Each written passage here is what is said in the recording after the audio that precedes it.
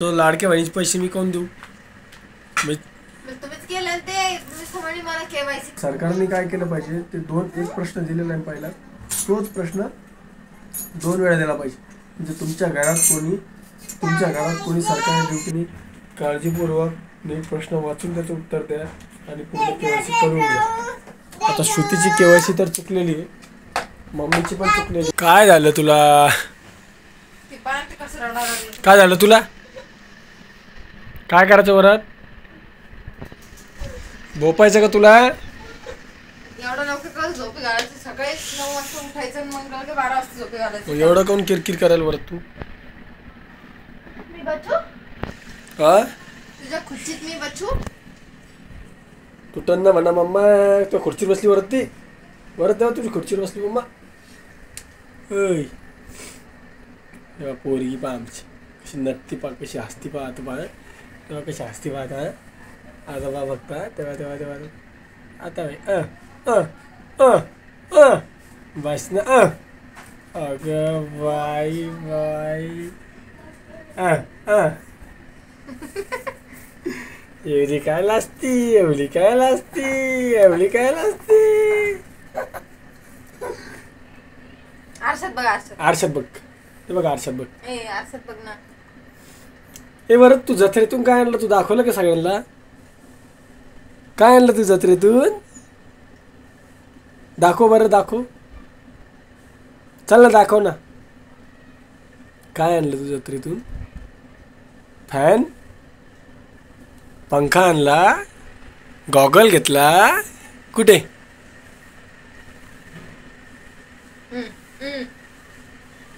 असं रागलं ती माकड.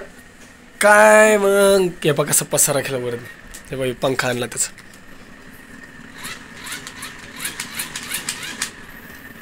पोरांनी 350 रुपयाची गाडी ठेवून उचललं 50 रुपयाचं. बघा लेकराला काही कळत नसतं बघ. आणि ह्या बायका 50 रुपयाचं ठेवून 5000चं कसं घ्यायचं यांना माहिती. त्याची खुर्ची दे त्याला.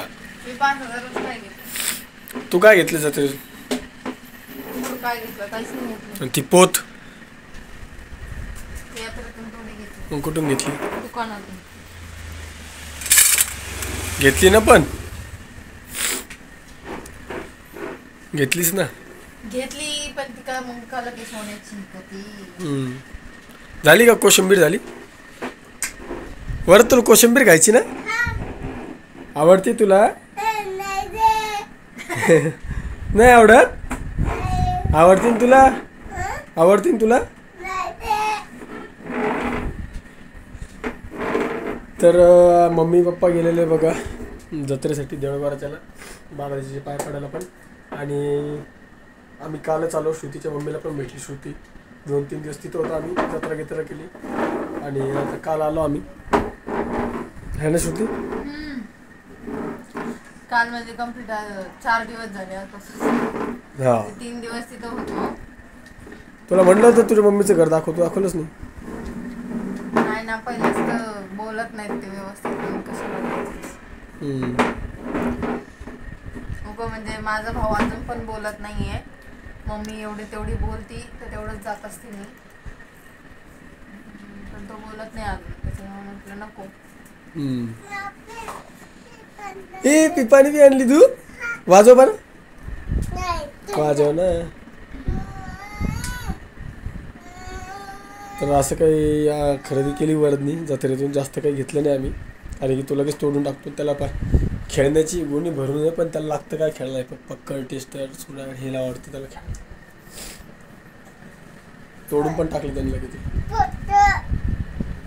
तर माझं असं म्हणणं श्रुती, तू आता दिवाळी आता 2-3 दिवसावर आलेली आहे, 1 हप्ता बाकी आहे समजा. तर घर साफसफाईला नाही काढायचं आपल्याला? घराला आता कलर दिला तर आहे, नाही तर मग कलर नाही द्यायचा. कलर मागच्या वर्षी द्यायला. कलर चांगलाच आपला सगळा. गाडी पहिल्याची जुनीच गाडी ती. हे काय शिकलं तू असं नाही रे म्हणायचं? आवरे मी कधी म्हणलो तुला? बावळ्या, मलाच फटके खायला होतो कधी? मी कधी म्हणलं? उंदीर मामा, तू ये उंदीर मामा. सगळे सगळे मामा आहेत ना, तर सगळ्या मामाला उंदीर मामाच करत होता. हा उंदीर मामा म्हणायला कारण काढलं असतं ना मग आपण घरावर. माझं असं म्हणणं होतं का आत्ताच काढलं तर मग नाही काढायचं. आता नवरात्रात आवरलं, महालक्ष्मीला आवरलं, आता कटाळा आला.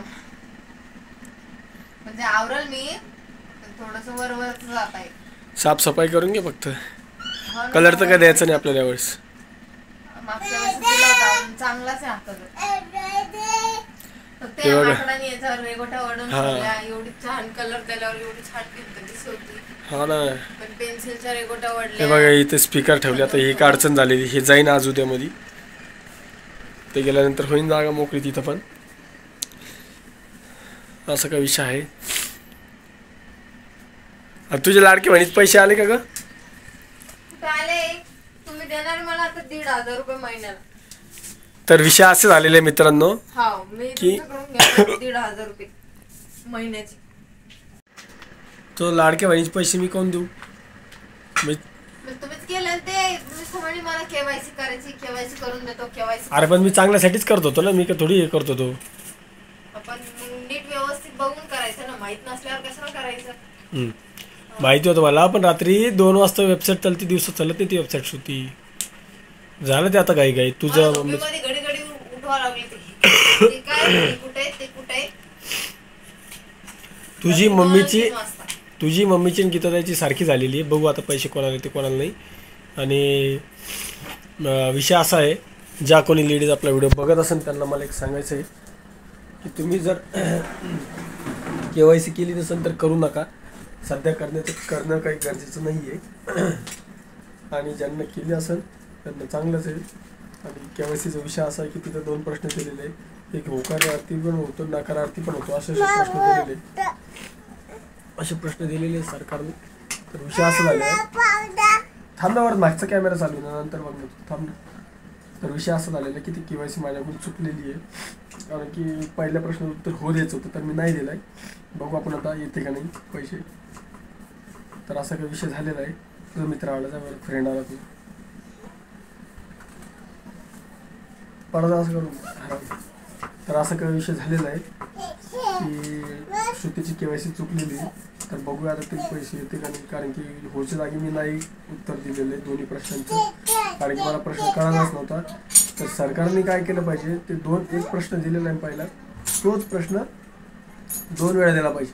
म्हणजे तुमच्या घरात कोणी सरकारी ड्युटीला आहे का, ते माझ्याने असा प्रश्न दिला पाहिजे होता. माझ्या घरात सरकारी जॉबला एक व्यक्ती आहे असा एक प्रश्न टाकायला पाहिजे होता. आणि असं टाकायला माझ्या घरात सरकारी ड्युटीला एकही व्यक्ती नाही. म्हणजे जर असेल तर वरच्याला टिक करता येईल, नसेल तर खालच्याला टिक करता, असं काही प्रश्न टाकायला पाहिजे होते. तर सरकारने काय केलं आहे, एकच प्रश्न टाकलेला आहे, त्याला हो का नाही करायचं आहे. तर आपण हो जरी म्हणलं तरी त्याचं उत्तर बरोबर, तर नाही म्हणलं तरी उत्तर बरोबरच येतं. तर त्यामुळे चुकीनं झालं माझ्याकडून. तर बघू आता काय होतं काय नाही. आणि ज्यांना कोणी KYC केली नाही त्यांना करून घ्या. 2 महिन्याचा वेळ वाढलेला आहे. सरकारने नवीन अपडेट दिलेला 2 महिन्याचा वेळ आहे अजून सरकार आपल्यासाठी KYC साठी. तर त्या सगळ्यांनी KYC करून घ्या, जेणेकरून तुम्हाला पुढे चालून प्रॉब्लेम येणार नाही.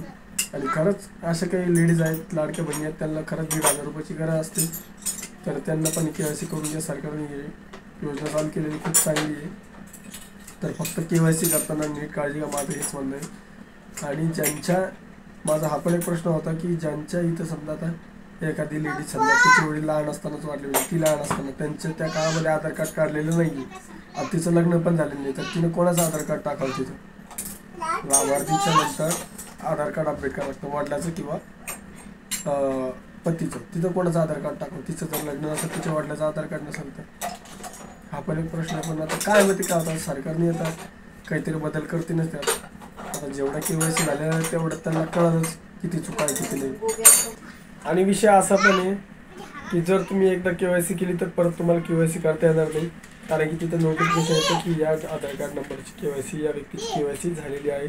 त्यामुळे तुम्ही एडिट पण करू शकत नाही. त्यामुळे कृपया करून प्लीज सगळ्यांनी काळजीपूर्वक नीट प्रश्न वाचून त्याचं उत्तर द्या आणि पूर्ण KYC करून घ्या. आता श्रुतीची KYC तर चुकलेली आहे, मम्मीची पण चुकलेली आहे आणि गीताताईची पण चुकलेली आहे. किती धिंगाणा घालतो बघा बरं.